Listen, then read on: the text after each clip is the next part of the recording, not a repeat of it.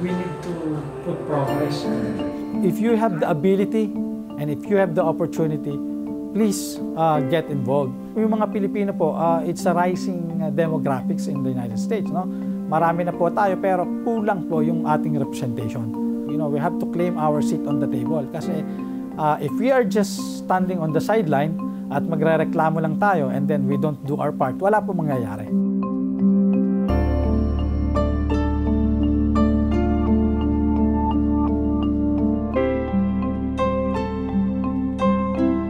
Ako po si Arvin Amatorio, tubong Baler, Aurora. Nag-immigrate ako sa United States 20 years ago at ngayon po ako ay kasalukuyang mayor ng Bergenfield, New Jersey in America. My parents were both public school teachers. So doon po ako nag-aral ng elementary sa Baler Central School. At doon din po ako natapos ng high school.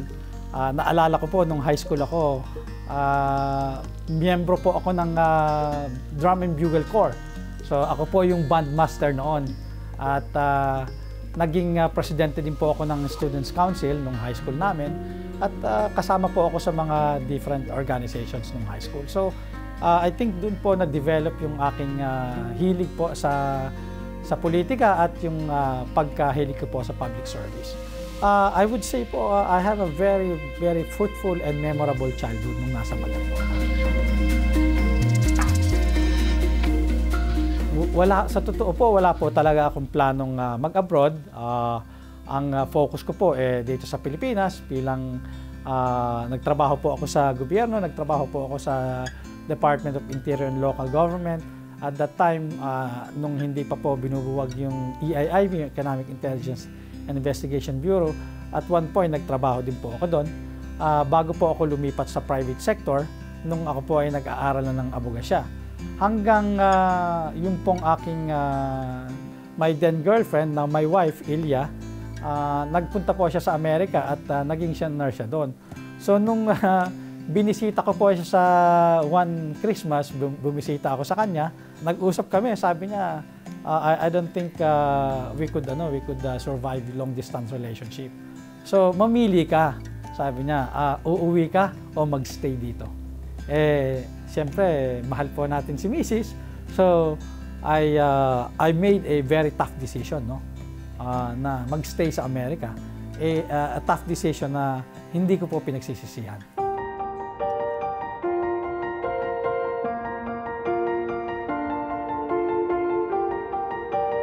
Napakahirap po kasi although there's similarity between the culture of the United States saka yung Pilipinas, pero yung adjustment period po mahirap kasi ibang mundo, ibang mga tao, wala akong kakilala, kumbaga yung circle of friends and circle of connections mo back to zero po, no, from grade school natin, from high school, from college, law school. So yung work circle mo malaki. Pagdating po doon, ilan lang yung kakilala natin. So yung adjustment period mahirap. Sabi ko sa sarili, anong gagawin ko dito? Ako po, naisip ko, gusto ko pa rin mag-abogado. Kaya lang medyo mahirap po yung sitwasyon natin. I had an opportunity to teach in school. So habang nandun po ako, nagtatrabaho, so binalikan pa po yung school ko, yung nag-review ako sa bar exam doon. Naging abogado naman po ako and then, at the beginning, nag-practice po ako ng mga ibang areas until I concentrated doon sa immigration law.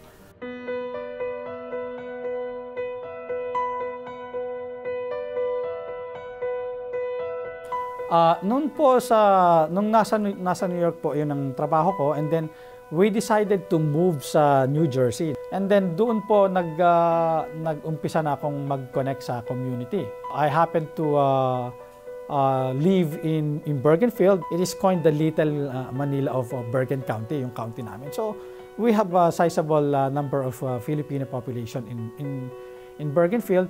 So doon po naka-connect ako sa ating mga community. Hindi lang po sa Filipino, pati po doon sa mga ibang lahi, no, yung nasa major party po natin, yung Democratic Party and Republican Party. So, naging involved po ako sa organization. Then, doon po, nung naimbita po tayo na tumakbo bilang konsehal, at the beginning po, sabi ko parang, am I going to do this? Kasi it will take time. Kasi doon po sa amin, lalo na yung mga cities na ganun, it's really public service. No? Hindi po siya full-time, full-time job, no? Public service po siya. Since sabi nga po ng mga kasama ko, subukan mo kasi walang Pilipinong gumagawa nito. So it became a challenge to me, no? Na for the longest time, maraming Pilipino dun sa community namin, pero nobody dared to step up and say, I want to run for public office or I want to get involved. Medyo madugo din, no? Kasi in terms of mga criticisms, you will open up your private life to criticisms by the public. So, but nonetheless, so nag-jump po tayo sa politika. So I first ran in the council. So nagulat po ako na energize yung mga kababayan natin. Dati po mayroong Pilipino, I believe that was 20 years ago, pero short-lived po yung kanyang stint doon. So matagal na yung lull period na walang Pilipino. So nung bumalik po tayo diyan, nung tumakbo ako as a councilman, so na-energize na naman yung mga Pilipino. So doon po dire-diretso na po yung pag-involvement again ng mga Filipino community. Napakarami pong challenges, no? Both po, no? During the campaign, very rigorous po yung campaign dyan kasi masyadong issue-based po tayo sa Amerika. No? They will criticize you or they will support based on the issues that you stand for. No?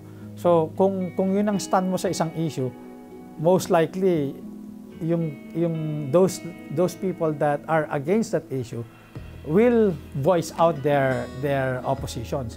So pag nung nangangampanya po ako, pag nag-house to house kami, they will tell your face, get out, I don't need you here, or I don't like, tatanungin pa lang, anong party mo, ganyan. So I don't need you here, get out, you guys, you're ruining the town. So they will tell your face. So kung hindi ka sports, kung onion skin ka, mapipikong ka, no? Kasi at least tayo dito sa Pilipinas, pag tumatok ka, nakangiti pa rin, no? Kahit kalaban sa politika, they will criticize you maybe after, ayoko yung mga yan, yan, whatever, I don't like them. Pero pag at least pagkausap mo, sige po, di ba, sige po, wala pong problema. Pero doon sa Amerika, they will tell your face. Lalo na yung mga ibang lahi na medyo hindi maganda ang tingin sa mga kulay natin, they will tell you, you guys are ruining the country. So it's either you engage them or you accept what they say or ipaliwanag mo. So syempre, depende sa depende sa how would you address the issue. As an elected official, pag nakaupo na, iba naman na yung issue, no? You're dealing with real problems sa community. Yung mga complaints nila, no? Property taxes or issues with the garbage, issues with the roads. Since I'm a local government official, so yung mga issues natin, garbage, roads, peace and order, yan yung mga common issues na kinakaharap natin bilang mayor.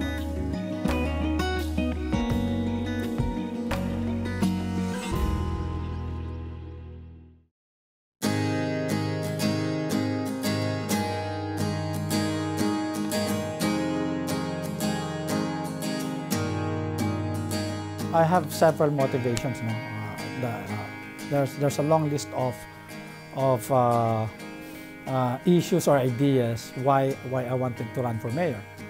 I would say for selfish reason, of course, we want to achieve something as a person. That's one.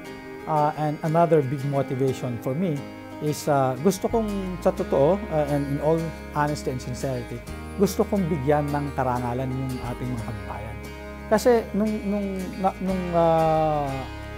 dun sa town namin, marami tayong mga kababayan dyan, as I've said. And nakikita ko na parang there is no representation in town. So when I decided to run for council and eventually became the mayor, not just representing for myself or not just running for myself, pero alam ko na maraming matutuwang mga kababayan natin. At sa tingin ko naman na pag nakapaglingkod tayo sa bayan, maitataas natin yung antas ng ating pagkilala sa atin bilang mga Pilipino. So, proud to say, I think in that aspect, na-achieve natin yung goal natin. So, happy yung ating mga kababayan. Although I kept telling sa mga kababayan natin, when I was elected as mayor, hindi lang po ako mayor ng Pilipino. Mayor po ako ng lahat. It just so happened that I'm a Filipino. I'm a proud Filipino, but at the same time, I'm mayor for everyone. Again, nung nag-mayor po ako, ang lagi kong goal is to inspire the next generations of Filipinos.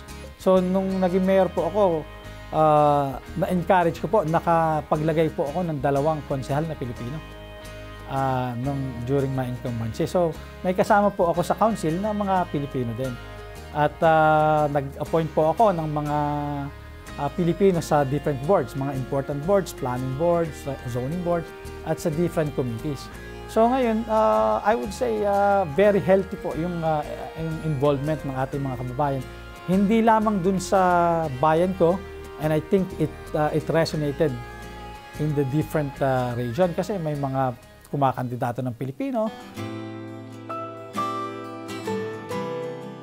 Property taxes, it's a big thing po sa amin, yung stabilization, financial stabilization, revitalization po ng aming business district. Lahat po yan, and investing po in our children infrastructures. So I would say, we have invested in our town, in the modern history of our town, yung biggest investment po sa infrastructure. Despite po the emergence of COVID. No? So, at the same time, hindi po kami nag-raise ng property taxes. Kasi noon po, how would you do that? It's not gonna happen. It's not happening in Bergenfield. But I never listened to them. I just put focus on my goal para po yung sa aming town. At nagawa naman po natin, and patuloy po tayong dire-diretso po yung progreso.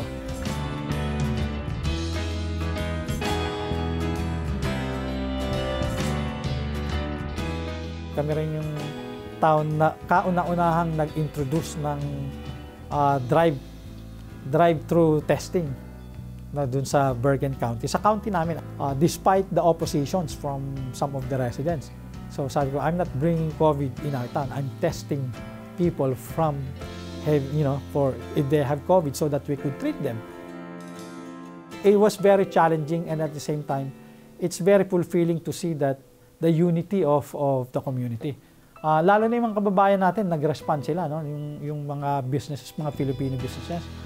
Nung hiningan ko ng tulong, I was just expecting a good amount of check, pero dumadating isang truck ng goods, isang truck ng groceries, so dinideliver namin. So, not just for the Filipino community, but to the whole community. So, yun yung fulfillment mo, no, na in the midst of adversity, heroes, will come out.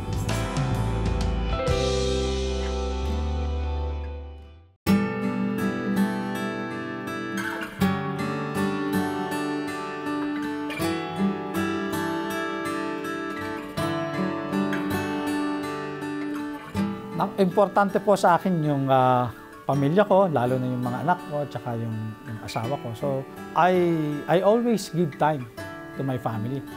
The first thing I do, I wake up every day 5:30 and I manage to bring my son to school. No? It's my commitment kasi yan yung time na nakakausap ko yung anak ko whenever dinadrive ko siya sa school.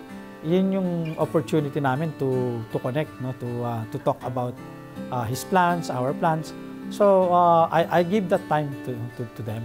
And I'm very thankful, no, na I have a family that supports my activities, because without them, I believe I wouldn't be able to do this public service. Nagpapasalamat ako sa kanila. So ang ginagawa ko, kung hindi natin maiwasan yung commitment natin in public para makasama ko sila, sinasama ko sila. No, you know, kagaya yung panganay kong anak, I train him to meet people, no, to join the community and see for himself. This is public service, and there's dignity in public service.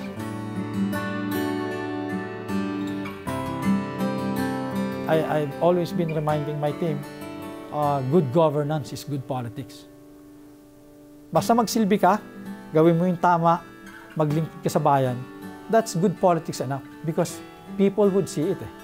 People would see your sincerity. Kahit nasabi mong pinagawa ko to, ito ang project ko, they would see your sincerity. But if you govern well, and if you govern for your people, they will see that.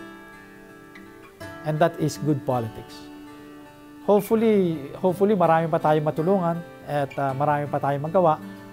But ultimately, being a Filipino, my goal not just as a mayor, but to inspire the next generation of Filipinos, wherever they are, whether they're here, wherever they're in the United States or any parts of the world.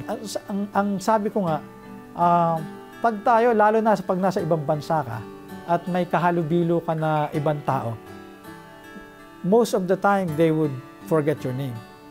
Most of the time, they would not remember your face. But they would remember yung Pilipino. May na-meet akong Pilipino. May mga Pilipino dun sa Laguna yan. Yun ang perception na naiiwan mo sa tao, no? Yung ethnic identity mo. So, kung paano mo dalhin yung sarili mo, at kung paano mo ipakita yung sarili mo being Filipino, that's the perception you're leaving to these people. So kung maganda yung pinakita mo po, na ikaw ay isang mabuting Pilipino, isang leader na Pilipino, yun ang natatandaan nila. Mahusay yung mga Pilipino, mabait yung mga Pilipino, magaling ang mga Pilipino.